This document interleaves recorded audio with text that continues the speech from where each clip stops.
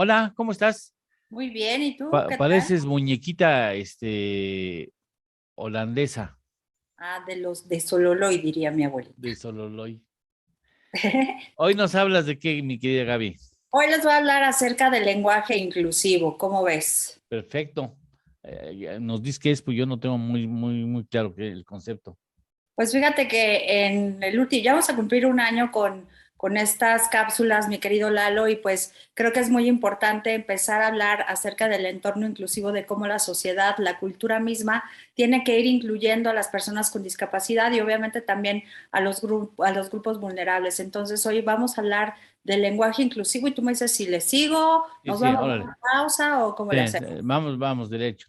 Bueno, Eh, pues amigos, muchos son los términos utilizados para referirnos a las personas con discapacidad. Algunos pueden ser incluso insultantes, peyorativos, y eso permite que menospreciemos a las personas. Tenemos palabras que las escuchamos normalmente en la calle, como el incapacitado, que es la falta de capacidad o aptitud para hacer algo. El inválido es muy frecuente, que quiere decir no válido o sin valor. El impedido es aquel que no puede. El imbécil, hay algunas referencias, incluso bibliográficas, que hablan todavía de imbécil, que es la falta de la razón o la inteligencia. El minusválido, que eso lo encontramos a diario en mucha señaléctica en la calle, que significa menos válido o que tiene un detrimento o disminución del valor que sufre una cosa o una depreciación. Subnormal, por debajo de lo normal o inferior.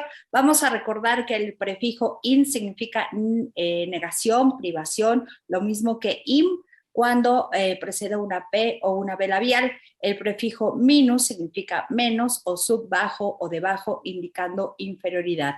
Los ejemplos que acabo de mencionar son apenas una muestra de lo que solemos escuchar en la calle, que puede ser en un contexto real o incluso de broma. Leer en los titulares también de la prensa, en radio, en televisión, en los medios de comunicación y la cultura popular continúan legitimando expresiones incorrectas en referencia a las personas que presentan diferentes tipos de discapacidad. Por ejemplo, he escuchado a diario palabras como loquitos, dementes, deficientes, lisiados, mongolitos, enfermitos.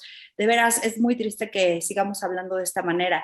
Entre los errores más habituales a la hora de referirnos a las personas con discapacidad, debemos tomar en cuenta lo siguiente. Lo razonable, amigos, es poner el énfasis en las personas y no en las discapacidades.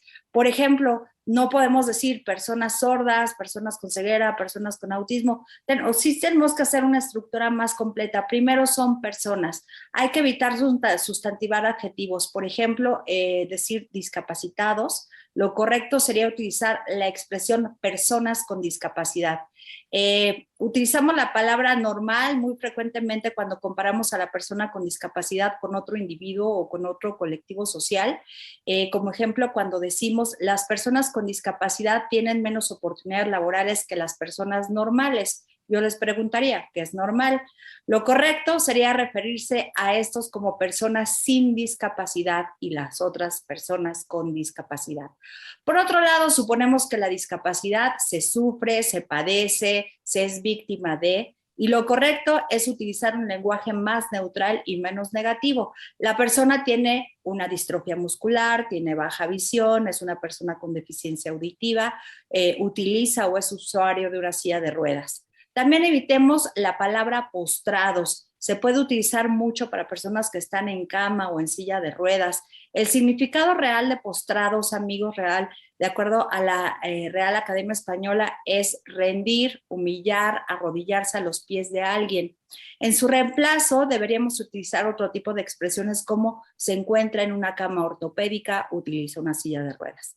Debemos evitar también, amigos, expresiones tales como personas diferentes, con capacidades diferentes, físicamente limitadas, o utilizar los diminutivos también es muy frecuente. Todos estos términos pretenden minimizar la situación e impiden ver la discapacidad de frente.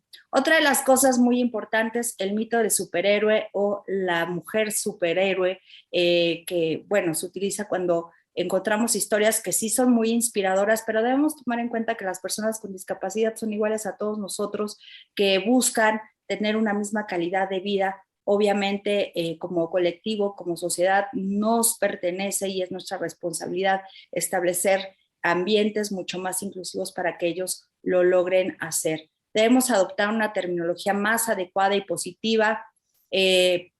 Obviamente los lenguajes, tanto los orales, los escritos, los gestuales incluso, son por definición la construcción social e histórica de nuestra sociedad. Así que hay que cuidar nuestro lenguaje, mi querido Lalo, y pues, ¿cómo ves? Pues bueno, ¿y dónde se pueden comunicar contigo? Porque el tema da mucho de qué pensar y de hablar y hacer sobre todo.